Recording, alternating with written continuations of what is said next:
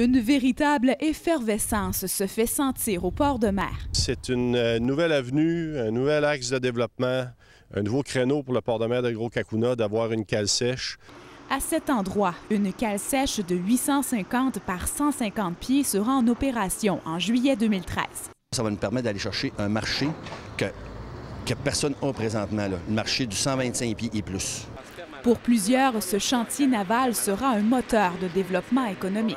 Il n'y a rien de plus beau que de créer des emplois pour des gens. Moi, je vois les familles arriver, je vois les maisons se construire. On vient de finir nos infrastructures ici. On est dans le développement du parc industriel, on est dans le développement résidentiel. Alors, il y a plein de projets, nous autres, là, qui vont se concrétiser avec tout ça. Pour réaliser des contrats majeurs, notamment pour la garde côtière et l'armée canadienne, le promoteur souhaite développer un réseau de partenaires avec des entreprises de la région. Il va prioriser la région des Basques, il va prioriser le Témiscouata. Rivière-du-Loup comme région va en profiter. J'en suis très heureux. Le président de Méridien Maritime a affirmé qu'il projette depuis de nombreuses années de construire une cale sèche au port de Gros-Cacouna, un site exceptionnel selon lui. Quand tu fais rentrer un bateau, mettons un Panamax ou un post-Panamax, c'est des gros navires, là, on s'entend, là, c'est énorme comme navire.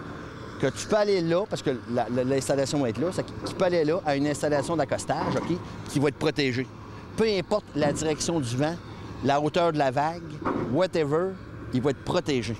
Les responsables du port comptent poursuivre sur cette lancée et installer bientôt une rampe ro-ro pour faciliter le chargement des navires, un investissement de 3 à 5 millions de dollars. On termine l'étude de faisabilité à la Commission régionale du port de mer. Et puis, dans les prochaines semaines, les prochains mois, on va tenter de faire un montage financier. Les retombées du projet risquent d'être bien réelles et l'enthousiasme de Méridien Maritime semble contagieux. Catherine Pellerin à Cacouna.